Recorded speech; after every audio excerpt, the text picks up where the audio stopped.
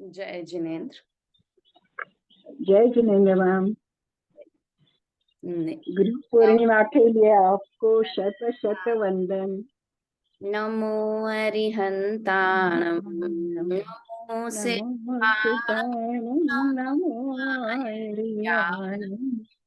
नमो नमो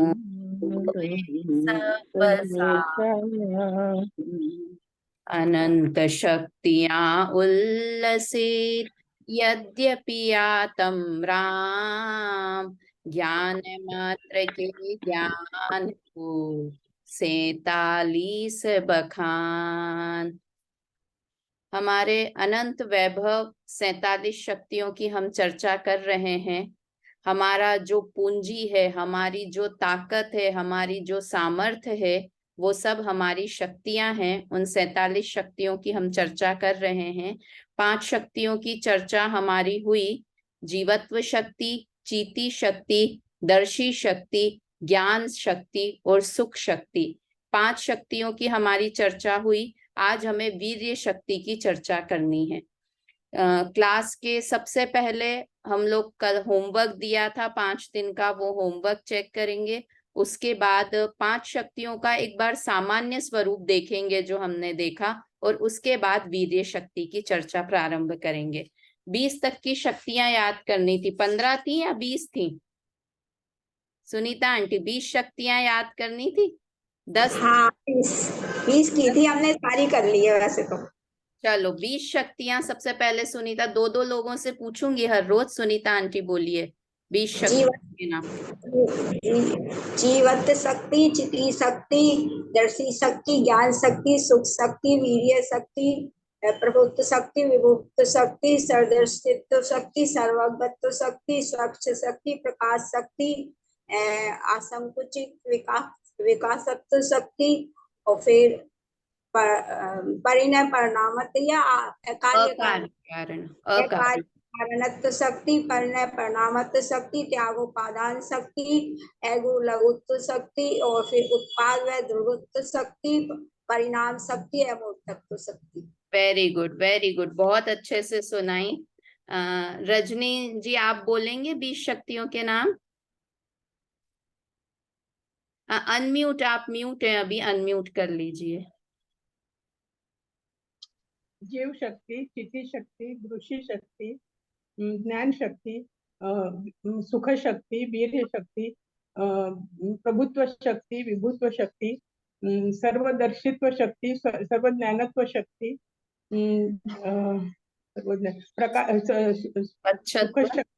स्वच्छत्व शक्ति, प्रकाशत्व शक्ति, असंकुचित विस्तार शक्ति, अकार्य कारण शक्ति, परिणम्य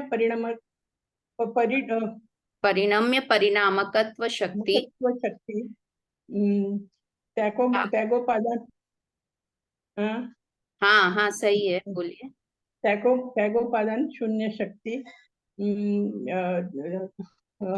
अगुरु लघु शक्ति, उत्पाद व्यय ध्रुव शक्ति, परिणाम शक्ति, अमूर्त शक्ति। वेरी गुड, वेरी गुड, बहुत अच्छे से याद किया आपने भी। एक्चुअली ये नाम थोड़े कठिन लग रहे हैं, पर जब हम इनकी चर्चा करेंगे तो ये नाम सरल हो जाएंगे। अभी थोड़े बड़े नाम हैं, कठिन नाम लग रहे हैं, पर जब हम इनकी चर्चा करेंगे अभी क्लासेस में तो ये नाम सरल लगने लग जाएंगे। कल अगले 2 लोगों से पूछूंगी 20 शक्ति, सबका रिवीजन भी हो जाएगा और पक्की भी हो जाएंगी, पर सबको याद जरूर करना है। कर्म के भेद प्रभेद याद नहीं हो तो चलेगा, किंतु 47 शक्तियां तो याद होनी ही होनी है, हमारा वैभव है इसलिए, है ना। चलिए, हमने अभी तक 5 शक्तियों की बात की। एक बार शॉर्ट में चर्चा करके फिर वीर्य शक्ति पर बढ़ते हैं। जीवत्व शक्ति, जिसके कारण जीव जीता था, जीता है और जीता रहेगा, उसे जीवत्व शक्ति कहते हैं। जीने का कारण क्या, किस कारण से जीता है? कि उसमें चीती शक्ति है, इस कारण से जीता है।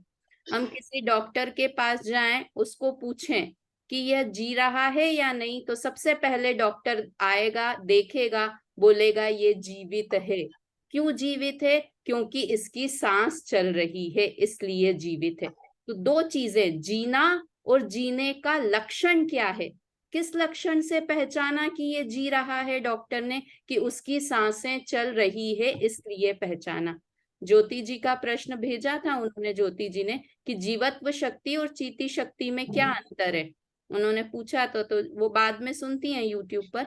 तो जीवत्व शक्ति से तो जीता है, किंतु जीने का लक्षण क्या, ये निर्धारित करती है चीती शक्ति।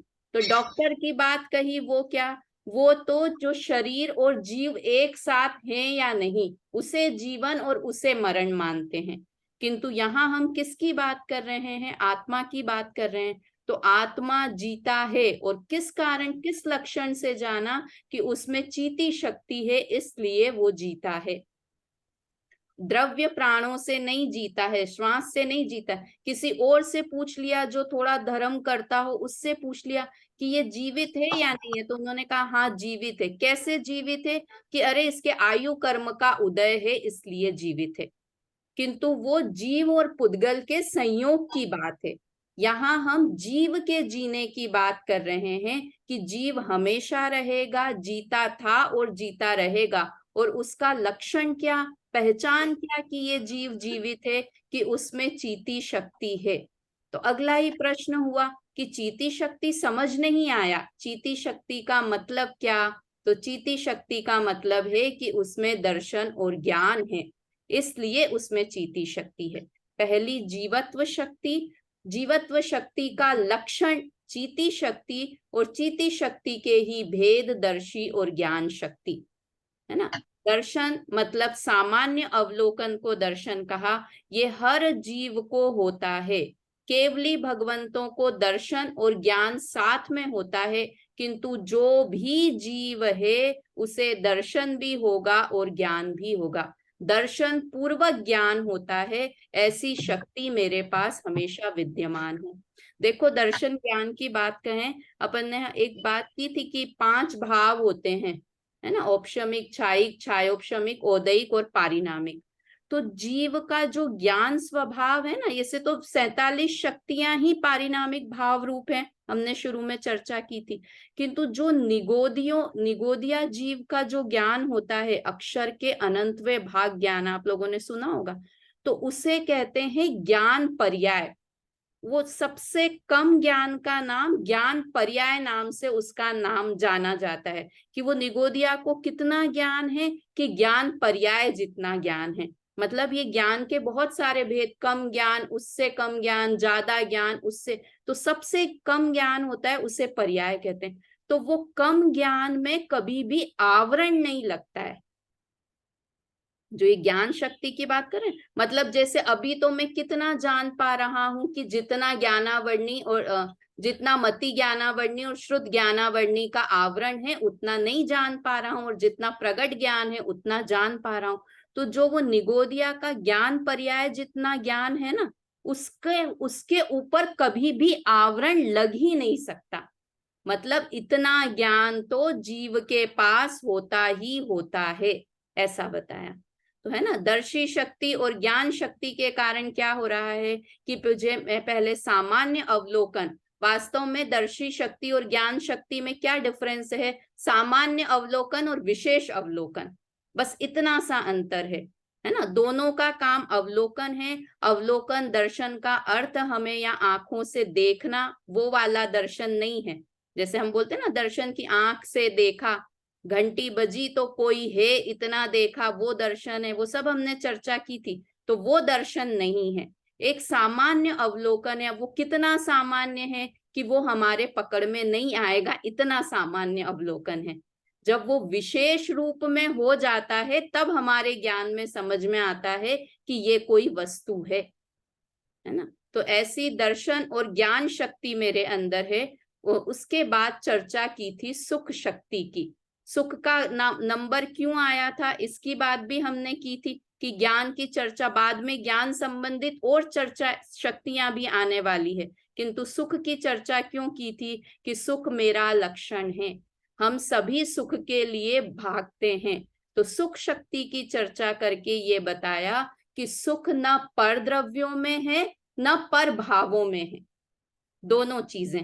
पर द्रव्य में सुख क्यों नहीं है, उसकी चर्चा की थी कि हम सुख हो तो हमेशा सुख रहना चाहिए और एक साथ सुख रहना चाहिए, किंतु ऐसा नहीं होता, इसलिए सुख पर द्रव्यों में नहीं है, पर भावों में सुख है। बोला पर भाव, पर भाव मतलब कौन से भाव हुए? पर भाव किसको कहते हैं बेला भाभी? पर भाव मतलब ओदिक भाव आएंगे ना। हाँ, वो देख, शुभ और अशुभ के सारे भाव हैं वो पर भाव कहलाते हैं। और पर भाव क्यों कहते हैं, कोई बताएगा मुझे? शुभ और अशुभ भावों को होते तो जीव के ही हैं, किंतु फिर भी उन्हें पर भाव कहते हैं। क्यों कहते हैं सुलेखा दीदी, क्यों कहते हैं इन्हें पर भाव?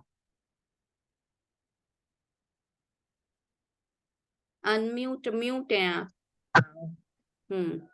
कि पर के निमित्त से ही होते हैं इसलिए। हाँ, वेरी गुड, पर के निमित्त से होते हैं। अब पर का निमित्त मतलब क्या होता है? पर के निमित्त से होते हैं मतलब शशि भाभी बोलिए। पर के निमित्त से होते हैं इसलिए शुभ और अशुभ भाव पर भाव हैं। क्योंकि जब भी हमें भाव होते हैं तो वो उसमें सामने कोई ना कोई निमित्त, अदर व्यक्ति या अदर वस्तु वो हमारे सामने उपस्थित होती है। Very good. एक तो ये है कि कोई ना कोई वस्तु, मुझे राग हुआ तो मेरा बच्चा सामने होना चाहिए तब मुझे राग होगा, कोई ना कोई पर वस्तु होगी, इसलिए इन्हें पर भाव कहते हैं। और कोई इसके आगे भी बता सकता है पर निमित्त से होते हैं इसका क्या मतलब है? ये वाला भी ठीक है, 2-3 पॉइंट। हाँ, और कोई आभा भाभी, कोई भी? हाँ, मंगला जी चाहिए। पर से हम राग राग करते हैं इसलिए प्रभाव होते हैं। हाँ, वो तो है ही, राग का भाव पर भाव क्यों है, अपन इसकी चर्चा। हाँ शशि भाभी बोलिए। जब भी होते हैं तो उस वक्त कोई ना कोई कर्म का उदय अवश्य होता है। Very good, very good. ये दो कारण हैं इसलिए इन्हें पर भाव कहते हैं। जब भी मुझे राग होगा तो कोई ना कोई पर द्रव्य सामने होगा, पहली बात, इसलिए ये पर भाव है। और दूसरी बात कि कोई ना कोई कर्म का निमित्त होगा, है ना। अब कोई ना कोई यानी कौन से कर्म का निमित्त होता है जब राग द्वेष के या शुभ अशुभ के भाव होते हैं? कि चारित्र मोहनी, मोहनी का, वेरी गुड आभा भाभी, दर्शन मोहनी या चारित्र मोहनी का उदय होता है, इसलिए ये भाव होते हैं। मतलब ये मेरी संतान नहीं है ना। मैं इसमें बोलना चाहती हूँ पूजा भाभी। हाँ बोलिए।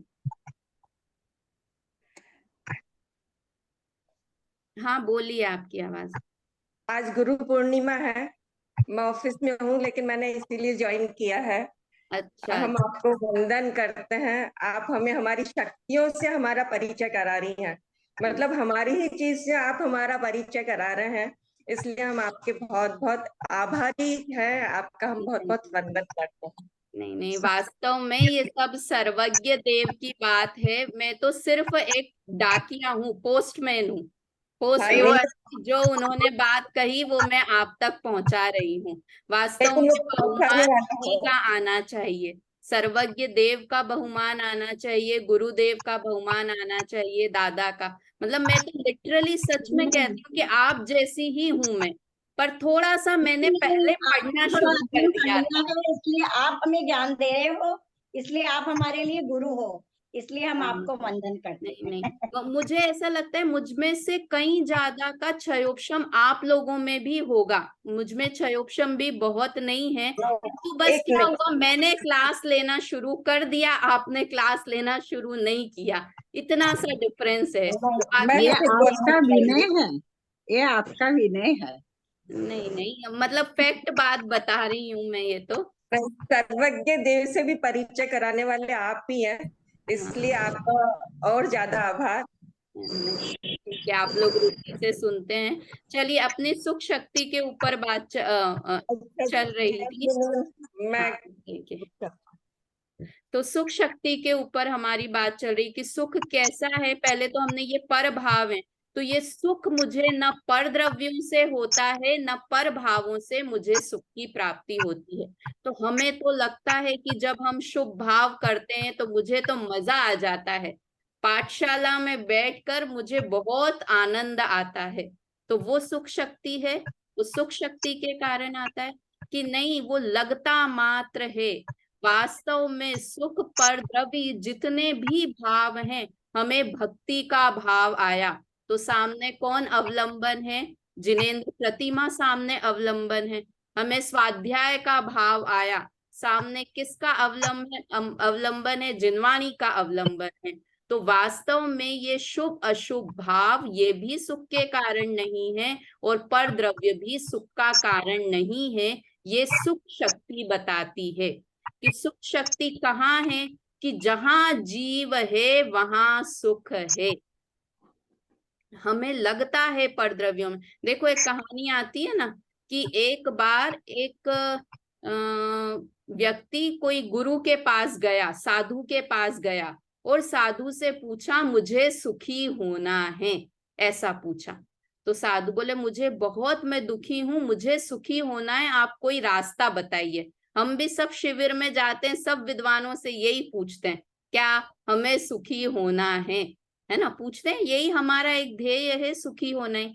तो वो साधु ने कहा, अरे इस बात का मैं क्या उत्तर दूं, तुम ऐसा करो, उधर सरोवर है, वहां पर एक मछली है, वो मेरी बहुत अच्छी शिष्या है, उससे जाके पूछो, वो इस प्रश्न का उत्तर दे देगी, मछली इस प्रश्न का उत्तर दे देगी।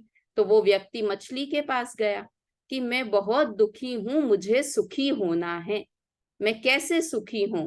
तो मछली ने क्या कहा, मैं 2 मिनट में उत्तर देती हूँ, मैं बहुत प्यासी हूँ, मैं पानी पी लूं, उसके बाद मैं पानी ढूंढ के आऊं, उसके बाद पानी पी के तुम्हें इसका उत्तर देती हूँ। उस आदमी को उस प्रश्न का उत्तर मिल गया कि क्या पानी में रहकर वो पानी को ढूंढ रही है, ये मूर्खता है।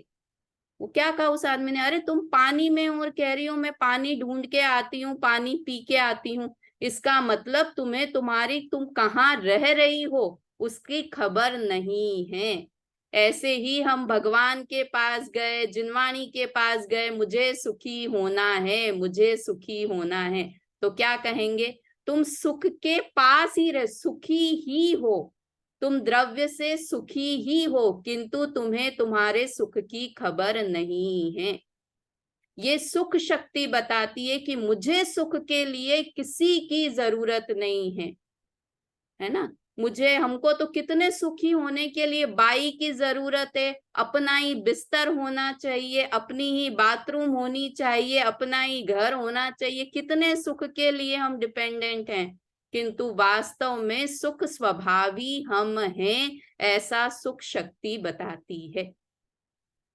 ठीक है, तो इस तरह से देखो, संवर, निर्जरा, मोक्ष तत्व की जब हमने परिभाषाएं पढ़ी थी पाठशाला में थे, तो बहुत अच्छी परिभाषा, जैसे संवर किसे कहते हैं, भाव संवर किसे कहते हैं, कौन बताएगा? आभा भाभी, संवर तत्व, भाव संवर किसे कहते हैं? एकदम कर्मों का, सबसे छोटी परिभाषा। हाँ, कर्मों का आना रुक जाना, उसके जो भाव होते हैं उससे कहते हैं। हाँ, इसको है ना थोड़ा सा उल्टा करके बोला करो आभा भाभी, कि भावों के कारण कर्मों का रुक जाना, कर्मों के कारण भावों का रुक जाना नहीं, है ना, भाव के कारण कर्मों का रुक जाना, अपने को ऊपर रखना है हमेशा, है ना। कौन से भावों के कारण कर्मों का रुक जाना? बीना आंटी, कौन से भावों के कारण कर्मों का आना रुक जाना? मोह राग द्वेष के भाव। नहीं, वो तो आश्रय हुए मोह राग द्वेष के भाव। संवर मतलब कौन से भाव होना, मोह राग द्वेष भावों का रुक जाना, ये भी निगेटिव बात हुई। पॉजिटिव बात क्या है, संवर किसे कहते हैं? कर्मों के आने को संवर कहते हैं। हाँ, किसने बोला ये शुद्ध भाव? मैंने बोला। हाँ, शुद्ध भावों की शुरुआत होना उसे भाव संवर कहते हैं। अब जब भी आपसे परिभाषा पूछू ना आरती जी, संवर किसे कहते हैं, तो बोलना है हमें, शुद्ध भावों की शुरुआत होना भाव संवर है, और उसके निमित्त से कर्मों का आना रुक जाना वो द्रव्य संवर है। है ना। कर्म कुछ भी कर रहे हो, हमें क्यों ध्यान रखना, कर्म अपने आप अपना काम करेंगे। हमारा काम है खाना खाना। अब अंदर जाके क्या होगा खाने का मत चिंता करो, अगर चिंता करोगे तो बिल्कुल हेल्दी नहीं रहोगे, वो सोच सोच के ही दुबले होते रहोगे। अरे मैंने ये खाया, खून बढ़ा या नहीं बढ़ा, मैंने अनार खाया, खून बढ़ा या नहीं, सोचना छोड़ दो। तो क्या करना है, हमें तो शुद्ध भाव करना है। अब क्या होगा कि कर्म अपने आप आना रुक जाएंगे, है ना। एक बार सबका ये ना म्यूट करा दो आप, हाँ आवाज म्यूट कर लीजिए, सब लोग म्यूट कर लीजिए अपने आप को। तो क्या बोला, संवर यानी शुद्ध भाव की शुरुआत, निर्जरा मतलब शुद्ध भाव की वृद्धि, और मोक्ष अर्थात शुद्ध भावों की पूर्णता। ठीक है, ये परिभाषा एक जनरल परिभाषा है। अब इससे अच्छी परिभाषा एक और है, संवर अर्थात सुख की शुरुआत, निर्जरा अर्थात सुख की वृद्धि, और मोक्ष अर्थात सुख की पूर्णता। समझ में आया, अपन सुख शक्ति की चर्चा कर रहे हैं ना, इसलिए। और हमने एक और सुख शक्ति में देखा था कि सुख शक्ति में ही श्रद्धा शक्ति और चारित्र गुण, श्रद्धा गुण और चारित्र गुण दोनों सुख शक्ति में ही इंक्लूड हैं। आरती जी की थी ना ये चर्चा अपन ने, कि सुख शक्ति में दो गुण और आ गए, कौन कौन से बीना आंटी, श्रद्धा गुण और चारित्र गुण। तो इससे भी समझ में आता है, संवर की हमने बात की, संवर मतलब श्रद्धा गुण, श्रद्धा गुण शुद्ध हुई, पवित्र हुई, तो उसके साथ में ही सुख की भी शुरुआत हो गई। निर्जरा में शुद्धता की वृद्धि हुई, साथ में सुख की भी वृद्धि हो गई। मोक्ष में शुद्धता की पूर्णता हुई, साथ में सुख की भी पूर्णता हो गई। इससे समझ में आता है कि सुख गुण में ही श्रद्धा और चारित्र गुण निहित हैं, मिले हुए हैं, है ना। हमें सुखी होना है तो क्या करना है, अपनी श्रद्धा सही करनी है, तो सुखी हो जाएंगे।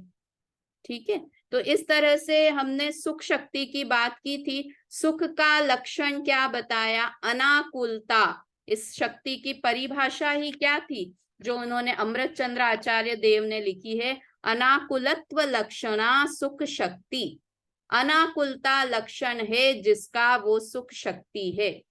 आप सुखी हो या नहीं हो, रजनी जी आप सुखी हो या नहीं हो, किससे पूछने जाना, कोई थर्मामीटर हो तो लगा लो, कौन कितना सुखी है, कितना % सुखी है। 100 से सुखी है, पर बाहर में नहीं सुखी। बाहर में जिसको जितनी आकुलता है वो उतना दुखी है, जिसको जितनी आकुलता नहीं है वो उतना सुखी है। संसार के लिए भी कह रही हूं मैं, लौकिक के लिए, मोक्ष वाले सुख की बात नहीं, जनरल में भी सुख। हमको लगता है अंबानी बहुत, नीता अंबानी बड़ी सुखी होगी सुलेखा दीदी, क्यों, अरे कितने कितने सारे लोग हैं, नौकर चाकरों को, नौकरों को मैनेज करने के लिए भी एक नौकर है, नौकर को भी, सर्वेंट को भी मैनेज नहीं करना है, उसको मैनेज करने के लिए एक और सर्वेंट है, तो वो सुखी है।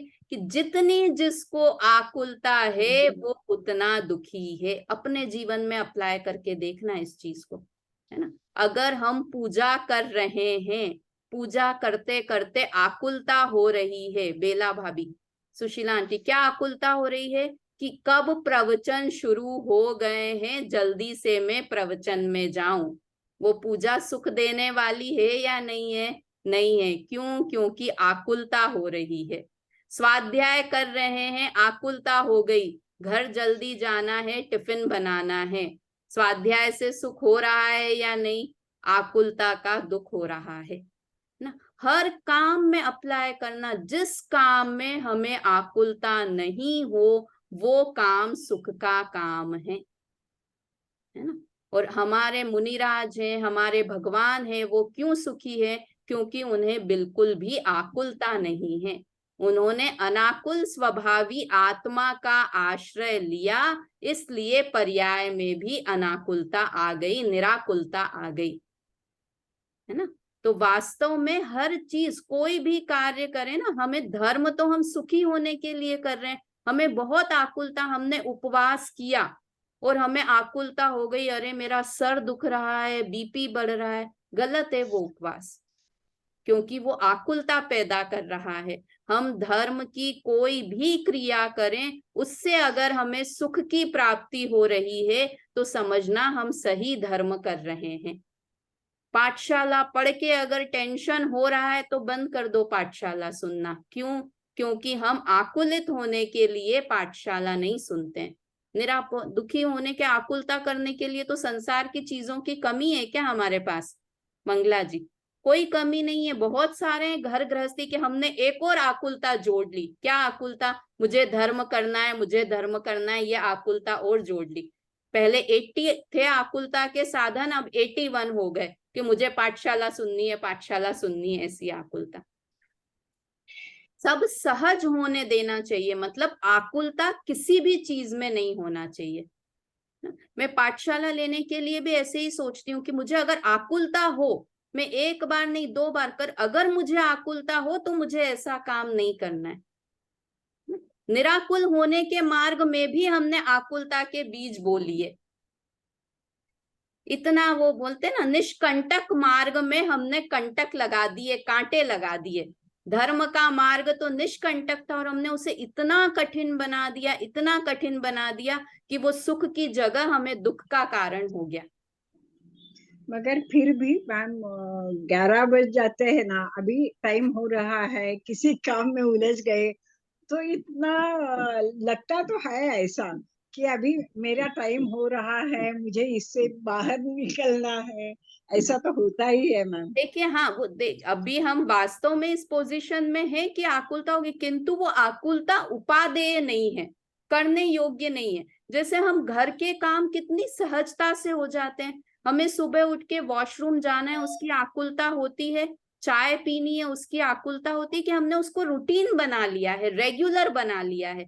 तो वैसे ही स्वाध्याय करना हमारे रेगुलरिटी में आ जाना चाहिए। उसमें आकुलता या बोझा नहीं लगना चाहिए। आकुलता कब होती है आरती जी? कि जब हम कोई भी चीज बोझे के साथ करते हैं तो उसमें आकुलता होती है। तो मैं ये कहना चाह रही हूँ कि स्वाध्याय करने में हमें बोझा नहीं लगना चाहिए। बोझा नहीं लगेगा तो आकुलता भी नहीं होगी। ठीक है ना? इसलिए वास्तव में तो सुख शक्ति की जितनी चर्चा की जाए कम है, क्योंकि हम दिन प्रतिदिन इसके साथ में ही रहते हैं, सुख के लिए ही भागते रहते हैं। किंतु बस यही विचार करना कि हम सुख स्वभावी आत्मा का आश्रय लेंगे तो सुख प्रकट होगा। जिसमें सुख है वहीं से सुख मिलेगा, जिसमें सुख नहीं है वहां से सुख की प्राप्ति कभी नहीं होगी। इस तरह से सुख शक्ति की चर्चा की। अब हम पढ़ते हैं वीर्य शक्ति।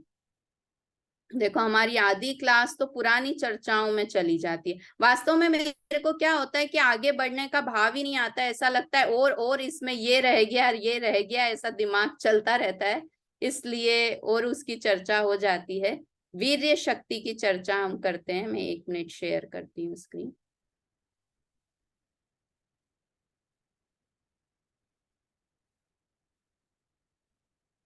सुख के बाद वीर्य शक्ति को क्यों लिया? इस प्रश्न के उत्तर स्वरूप ये शायद एक हमारा रह गया था क्या, इस सुख शक्ति के जानने से क्या लाभ है?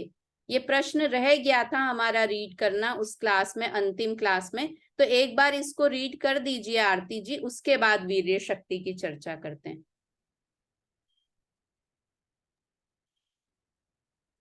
अनादि से यह आत्मा, ये वाला है ना भाभी? हाँ हाँ हाँ। अनादि से यह आत्मा पर पदार्थों से ही सुख जानता मानता रहा है, पर पदार्थों में ही सुख की खोज करता रहा है, तथापि आज तक उसे रंच मात्र भी सुख की प्राप्ति नहीं हुई है। इसी कारण आकुल व्याकुल हो रहा है। इस सुख शक्ति के स्वरूप को समझने से इसे यह पता चलेगा कि यह भगवान आत्मा जो स्वयं सुख का पिंड है, आत्मा का कंद है, सुख प्राप्ति के लिए आनंद का कंद है।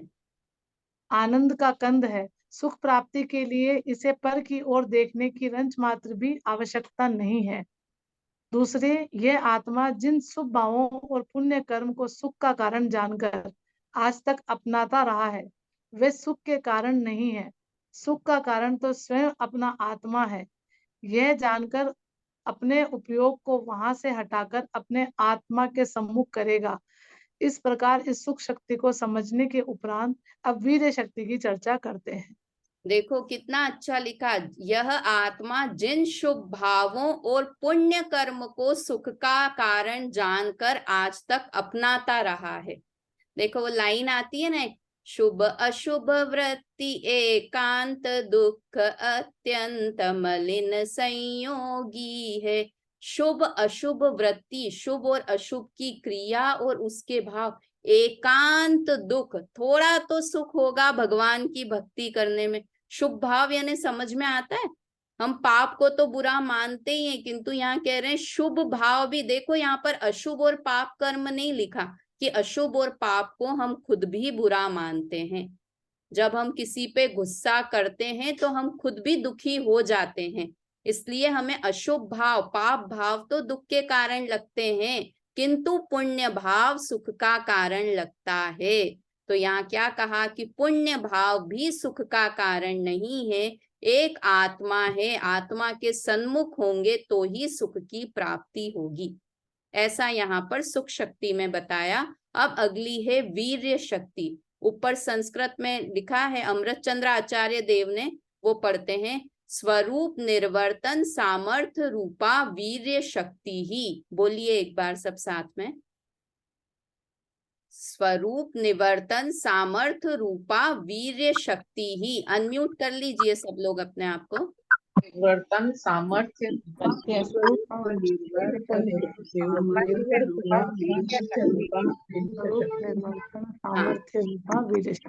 हाँ, स्वरूप। मैम इसके साथ में आपने और एक क्वेश्चन दिया था। हाँ, सुख गुण है, स्वभाव है या पर्याय है? हाँ हाँ हाँ हाँ हाँ, मुझे मिस हो गया। चलिए मैं लास्ट में पूछती हूँ, है ना, कि नहीं, गुण है पर्याय नहीं, गुण है स्वभाव है या धर्म है ना। ये प्रश्न दिया था कि द्रव्य है, गुण है या पर्याय है सुख। क्या प्रश्न दिया था? दोनों चीजें अलग अलग है। सुख द्रव्य है, गुण है या पर्याय है, और दूसरा सुख धर्म है, गुण है या स्वभाव है। दो प्रश्न हो गए ये। एक बार ये वीर्य क्या करें, अभी पहले वो प्रश्न के ऊपर चर्चा करें, बाद में वीर्य शक्ति। मुझे लगता नहीं आज शुरू होने का योग है वीर्य शक्ति का। हाँ बोलिए, सुख शक्ति द्रव्य है, गुण है या पर्याय है सुख शक्ति? आरती जी बताइए। गुण है भाभी।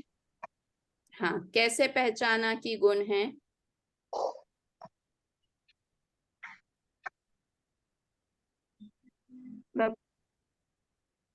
एक्सप्लेन नहीं कर पा रही हूँ।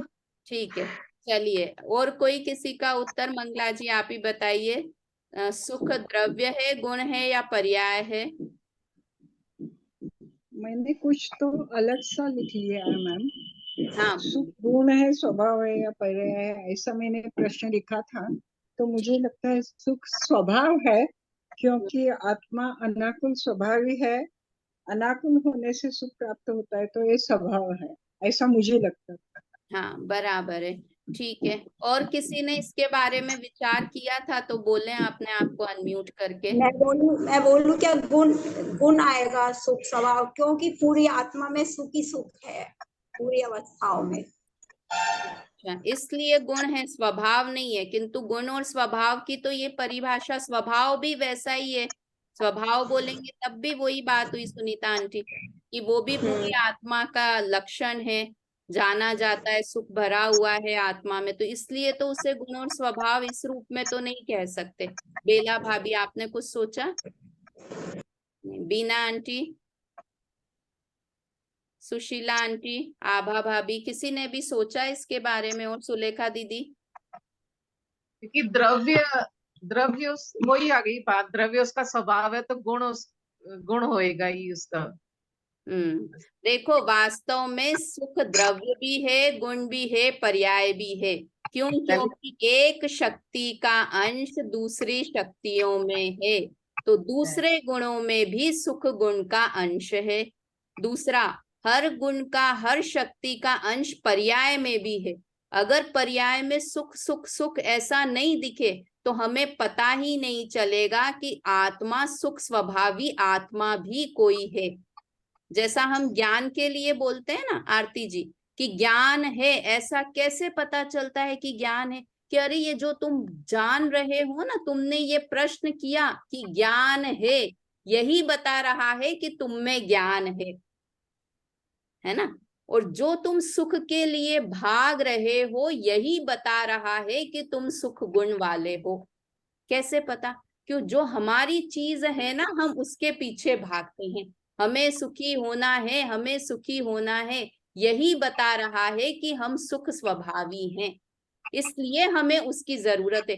देखो बॉडी में होता है ना, जिस चीज की कमी होती है वो चीज बॉडी खुद मांगने लग जाती है ना। जिस चीज की कमी होती है, जैसे बचपन में था कि कैल्शियम की कमी होती है तो वो बच्चे मिट्टी खाते हैं, चौक खाते हैं। अब तो बोर्ड चौक कहाँ बचे, अपने स्कूल के टाइम पे तो चौक से लिखते थे, तो कोई कोई बच्चे चौक खाते हैं। अब तो व्हाइट बोर्ड वाला हो गया है स्कूल सारे। मेरे बच्चों ने चौक देखा ही नहीं है, डस्टर चौक देखा ही नहीं है, मतलब व्हाइट बोर्ड पे ही पढ़े हैं। तो जिसको कैल्शियम की कमी होती है वो क्या होता है, अपने आप बॉडी उसको मांगती है, क्योंकि बॉडी में है तो, किंतु अभी कमी हो गई है। तो हम सुख सुख सुख मांग रहे हैं, इसका मतलब हम सुख स्वभावी तो हैं, किंतु उसकी कमी हो गई है, इसलिए सुख के पीछे भाग रहे हैं। तो सुख वास्तव में द्रव्य भी सुख है, गुण भी सुख है, और पर्याय भी सुख रूप है ना। अब सुख शक्ति है, धर्म है, या स्वभाव है? धर्म तो क्यों नहीं है? क्योंकि सुख का अपोजिट दुख नाम का कोई गुण आत्मा में नहीं है, इसलिए सुख धर्म तो नहीं है। सुख नाम का गुण अगर आत्मा में कहें तो सुख की पर्याय कोई नहीं है। सुख हुआ तो सुख सुख सुख ऐसा है। तो सुख को गुण भी कई जगह कहते हैं। वैसे अपन ने कहा था ना कि ऐसा अलग से नाम नहीं है, किंतु अगर हम उसके डीप में जाकर देखें तो सुख स्वभाव ज्यादा उचित बैठता है, क्योंकि न सुख के अपोजिट कुछ है और न सुख की पर्याय कोई नाम से। जैसे ज्ञान में तो था ना, मति ज्ञान, श्रुत ज्ञान, अवधि ज्ञान, इस हिसाब से। किंतु फिर भी मैंने थोड़ा और डीप में सोचने की कोशिश की। तो जैसे हम बोलते हैं ना, सम्यक दृष्टि को थोड़ा सुख है, मुनिराज को और ज्यादा सुख है ना, और प्रचुर सुख है, और फिर भगवान को और ज्यादा पूर्ण सुख और अनंत सुख है। इस हिसाब से हम सुख को गुण भी बोल सकते हैं, किंतु फिर भी सुख पर स्वभाव वाली संज्ञा ज्यादा सही बैठती है। तो जो हम शुरू में बात की थी कि हम शक्तियों को तीन हिस्सों में बांटेंगे। कुछ शक्तियां धर्म रूप है, कुछ शक्तियां गुण रूप है, और कुछ शक्तियां स्वभाव रूप है। तो जीवत्व, चीति, दर्शी और ज्ञान, ये तो सब गुण रूप थी, और ये जो सुख शक्ति है वो स्वभाव रूप भी है, और कभी कभी इसे गुण रूप भी कह दिया जाता है। ठीक है, इस तरह ये सुख शक्ति की चर्चा हमने की। अब वीर्य शक्ति अब प्रारंभ करने से मतलब नहीं है, समय हो गया है। कल की क्लास में हम वीर्य शक्ति की चर्चा करेंगे, और ये बात कि वीर्य का अर्थ क्या होता है, और दूसरा सुख के बाद वीर्य को क्यों रखा, इसका क्या कारण है। सुख को तो क्यों रखा, हमने ये देखा था कि सच्चिदानंद बोलते हैं, है ना। तो सत मतलब जीवत्व शक्ति, चित मतलब दर्शी ज्ञान, और चीति शक्ति, और आनंद मतलब सुख शक्ति। इस तरह से सच्चिदानंद में 5 शक्तियां सम्मिलित हुई थी। अब वीर्य शक्ति का क्रम आगे क्यों रखा, इसकी चर्चा कल की क्लास में करेंगे। अभी समय हो गया था। देखो, जो होना होता है वही होता है, विकल्प से कुछ नहीं होता है। मैंने आज सोचा था कि वीर्य शक्ति लेंगे, किंतु वीर्य शक्ति ले ही नहीं पाए, पहले ही रह गया। इसलिए थवा योग्य थाय छे, गुरुदेव बोलते हैं जो होना है वही होता है, हम फालतू आकुलता व्याकुलता करते रहते हैं।